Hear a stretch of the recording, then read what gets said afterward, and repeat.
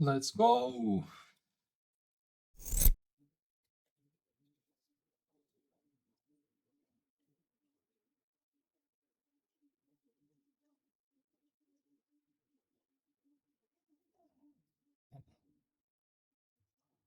One more try. One more try. Let's go. I have a good feeling about this one.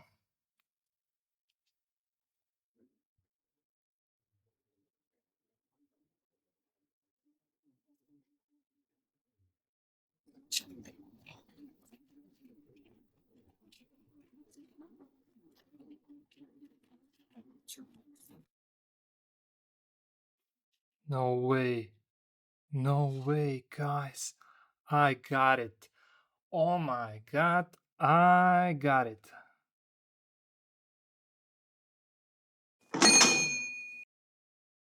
Ooh, man.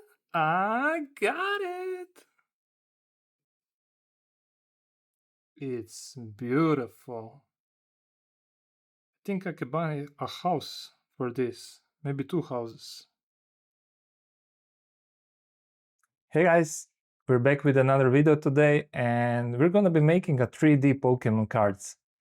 Interesting, right? Yeah. I would call myself an OG Pokemon fan. I was there when the very first episode on TV dropped and I was all into it. I played the game, I watched the shows, I was talking about it, I was dreaming about it, everything. And I know the name of all 151 Pokemons and not even one name of any Pokemon after that. So recently there was a card show near me and I decided to visit. It was very fun. There were a bunch of people trading all things Pokemon, Yu-Gi-Oh, Magic, everything. But there was one thing I heard more than once. Scalpers. Greedy people that buy all the stock and then they resell at a much higher price to you guys. So today we're gonna be making cards that not even scalpers can get their hands on. Yeah, a 3D Pokemon cards, and we're gonna be painting them and they're gonna be looking amazing next to your collection. So these models are made by the artist named the Tuna Fish, and I'm gonna be dropping the link down below in the description if you're interested in the files. So I'm gonna be guiding you through the whole process. I'm gonna explain every step of the way, what I'm doing, what I like, what I don't like, and be sure to watch the whole video because there were some problems along the way that almost destroyed the whole project. So I don't want you to repeat the same mistake. Here is the list of all the colors that you will need right now on the screen. And this is practically everything you need to follow along. So if you like the results I got at the end and you want to get stuff like that, or at least something very similar, this will be a step-by-step guide, and I hope you will like it. I hope you learn something, and I hope you get amazing Pokemon cards that everyone will be jealous of. So let's get to it. Okay, so we're gonna start like all the other projects. We're gonna clean it up and send out everywhere where we see support marks. I also printed the cards hollow, which was completely unnecessary.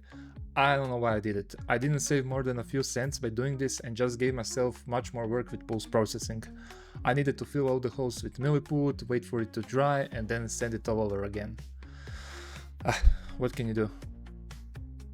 After that, I used my mini drill to make holes at places where it won't be visible, so I can put these models on sticks for easy painting and drying. If you forget to add holes within the slicer, this is a quick and easy way. Just watch out for the resin dust. Now that everything is prepared, I'm gonna prime the card part with white Vallejo primer. This will definitely need more than one layer. Spray it little by little, let it dry and then spray again until everything is covered. Don't go heavy and spray one fat layer because you will fill out the letters and all the small details. We want the card to be clean and that we can read all the text on it at the end. For the Pokemons, I'm gonna prime them with black primer, And we are making 3 Pokemons, Blastoise, Charizard and Venusaur. And just like the card, few thin layers is better than one heavy layer. Now take Vallejo Whiting and spray it from the top. This is called the Zenithal priming. Don't go out of your way to spray it in all the cracks and concave places, just imitate the sunlight from the top. For the cards I'm gonna try using Liquitex Gold ink, but you can use any gold color that you have available. Go slowly, little by little, you don't wanna fill the letters with paint so that they are not readable. And this is pretty much it for the card parts. If you want, you can experiment a bit, try silver color, copper. It could also look cool, you don't need to go with the gold. Now for the Pokemons, we are gonna start with Venusaur and use Bronze Brown from Vallejo to spray the tree trunk under the leaves. After that use Egrex Earthshade and spray it on the same spot. This will shade it a bit and make it look like it's in the shadows. Take Raging Rose and use it on the flowers. Spray the flowers from the bottom and from the top. Try to avoid the tree trunk that we sprayed before, but it won't matter if some overspray hits it, it will still look good at the end. For the leaves we are gonna use green skin color, and just like flowers, spray it underneath and from the top.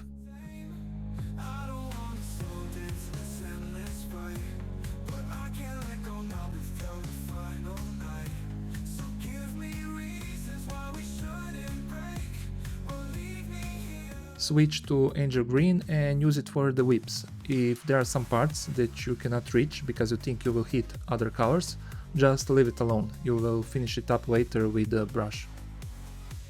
Use Angel Green also to spray the leaves from the bottom and from the top, but from the top spray it only in the center and leave the brighter edges. This will look really nice and it will give leaves more depth. This next part you can do, but you don't need to. I used Orc Skin to spray that decoration around the Venusaur, but realized later that there is so much overspray on it that I will need to do it again with a brush. So you can just save the step and not do it now. I leave it in a video just so you can see that I make mistakes, I go with the flow, repeat some stuff, go back and forth. It's just a normal part of the painting process. Going back to the Raging Rose, I will use it for the mouth.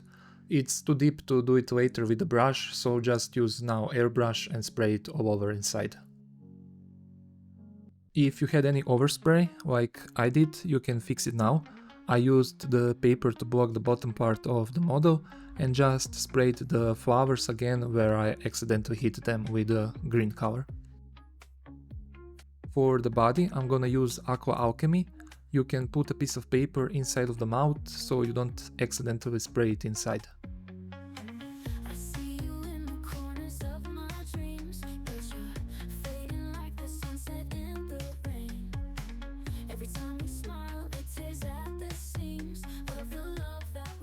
Now use Fair of Guard and spray the body where you're expecting shadows to be formed, like under the leaves, from the bottom, feet and similar. I'm also gonna use green skin to spray the whips from the top just a bit, so it looks like the sun is hitting them, a bit of the highlight. Okay, switching over to Blastoise. I'm gonna use Raging Rose again and just spray it inside of the mouth.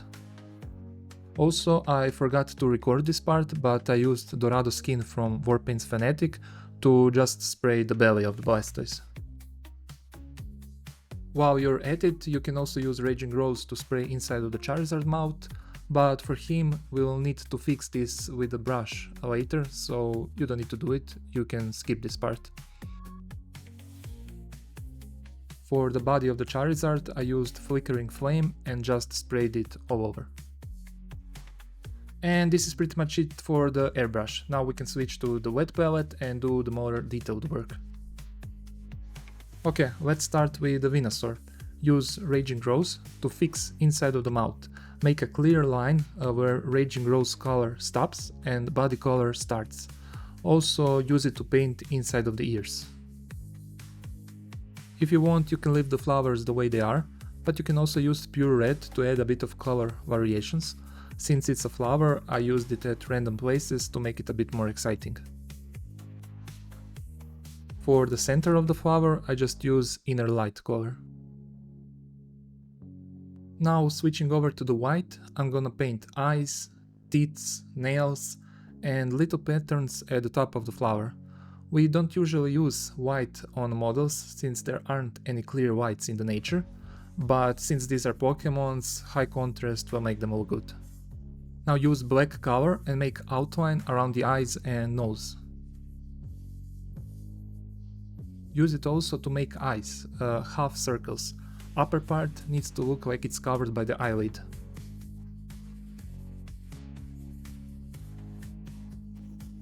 What color of the eye does Venusaur have?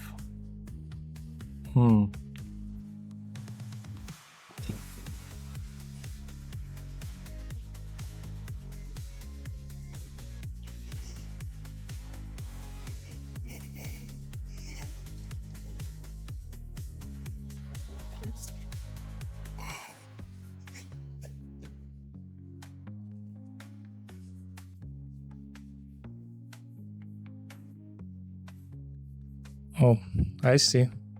Red and white. Let's get back to it.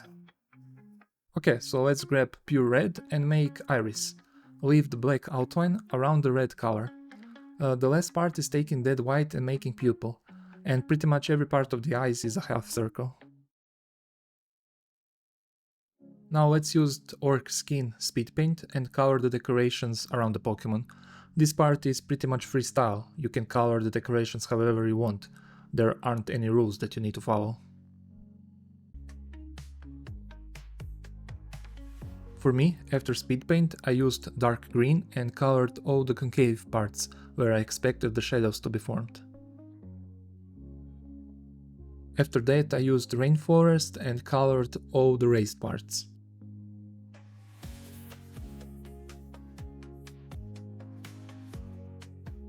After that I used demonic yellow and added it just a bit at the most raised parts as a highlight. The whips looked a bit flat to me, so I used green skin color and dry brushed the pointy parts of the whip, so they look sharp and dangerous. This is it for the Venusaur, let's switch over to the Blastoise. I'm gonna start with the wolf grey and paint the whole body, legs, arms and feet.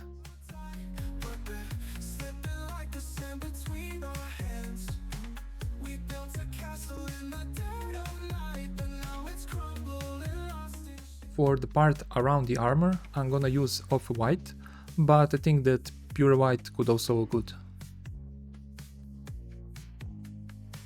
We're gonna use matte black to paint inside of the cannon holes, and you can use some longer brush to hit all the parts inside. It needs to look like the hole. For the cannon, just use ash grey, it will look good. Oh yeah, and also use black to paint inside of the cannon. For the shell armor, I'm gonna use grungy brown, thin it down so it looks nice and smooth. Now we can paint all the white parts, nails, claws and eyes.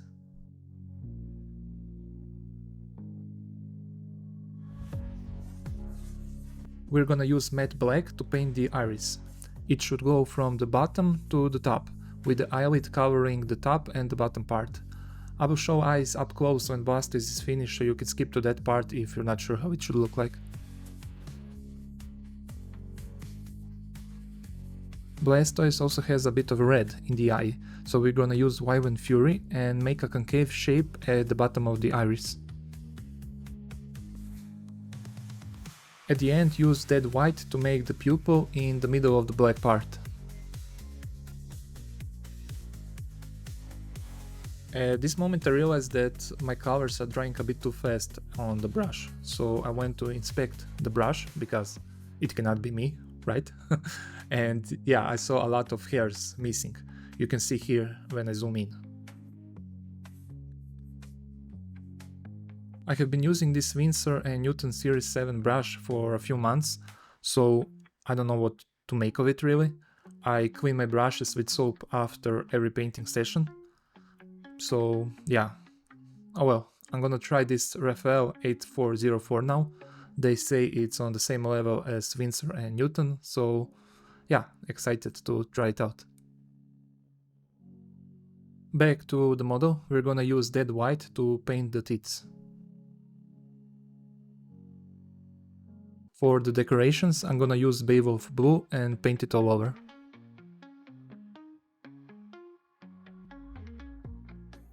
After it dries up, I'm gonna use bright sapphire on raised parts to make it look more interesting, but just like Venusaur, you can paint this decoration however you want.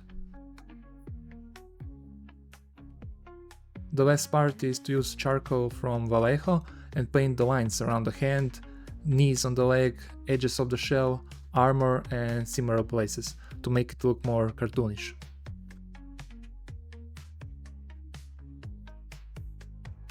Time for a quick break and then we're gonna tackle the Charizard. I'm gonna use pencil to sketch the belly first, so we have some lines to follow. After that, take Elf Skin Tone from Vallejo and color the belly. When you're painting with the brush, be sure to thin your paints down with water and make a few layers. If you make one fat layer and use paints right out of the bottle, there is a very high chance that you will see brush strokes after it dries up. For the wings, we're gonna use Faro Guard. Apply it inside of the wings and outside should stay orange. Now the mouth, use Basilisk Red and paint inside of the mouth, but not the tongue.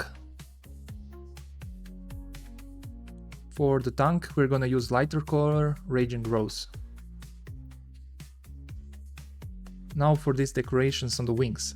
You can paint them however you want. I had some vague idea how I wanted it to look like. I wanted it to be similar to the clouds, but you will see me here slapping on paints until I got what I found to be good enough. There are probably better ways to do it, so give yourself freedom and experiment.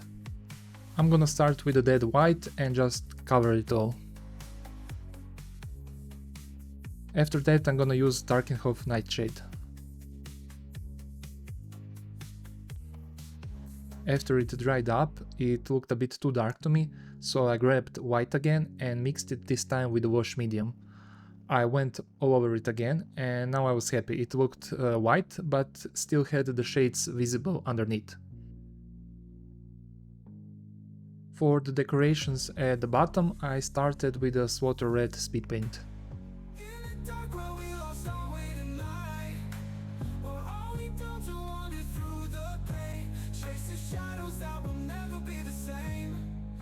After it was dry, I used Inner Light color and went over the raised parts. This color wasn't sticking so well, so I went over it again with the Demonic Yellow.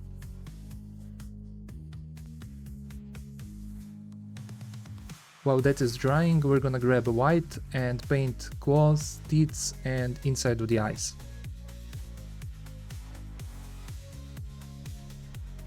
To finish up the base, I used contrast paint Blood Angels Red and make thin lines inside of the yellow strokes. Now going back to the eyes, grab black color and make iris.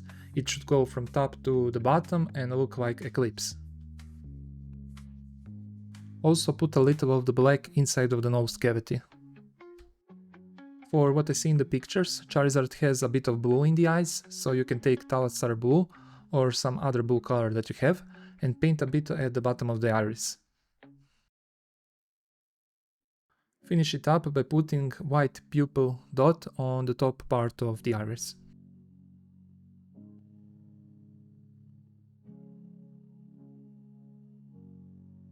And that's it, we're done with painting. Or so I would like to think that. I went in and used my usual varnish from Vallejo for the card parts. I used glossed varnish because I wanted them to look shiny. You see me here swirling the cards, it's just so that varnish settles everywhere and doesn't gather at the same spot, like between the letters. And now for the Pokemon. I used Emo Matte Varnish. I never used this varnish before and I wanted to try it now for the first time. I don't know what it was or why it happened, but I never had this problem with Vallejo varnish. After the Emo Matte Varnish dried up, I got a very noticeable frosting on the Pokemon, as you can see here in the photos. A little white ugly dots all over them. There is no real way to fix this, except painting all over them again. So after taking some time to reflect on things, I did it. I tried to salvage the model as best I could. It wasn't perfect, but well, I will count this one as a lesson learned. So after all of this, we get to the end and this is the final result. Roll it. Your eyes were like the sky, now the shadows hiding from the day. Every touch feels like a cold goodbye. Every word we speak just fades away. We're holding on to memories so tight, but they're slipping like the sand between our hands. We built a castle in the dead of night, but now it's crumbling, lost in shifting sands. Can you tell me where it all went wrong? We used to dance to every broken song. Now we're just strangers in a crowded room, holding on to ghosts and fading blooms. If I could find a way to make you stay, would you be here or would you drift away? You looked at me like I'm just someone else, 'cause we were never meant to be ourselves. So this is it, guys. It's the end of another video. I hope you got some cool looking Pokemon cards for your collection, and now you can take those cards, go out there and exchange them for, I don't know, new houses. Yeah, right. If you liked the video and found it useful, please like and subscribe. And if you have any suggestions what you would like me see painting in my future videos, drop the comment below. Also, if you're interested in seeing me painting this or maybe this model, check my previous videos. It's also step-by-step guide, so you can follow along and make them yourself. See you soon in the next video. Bye!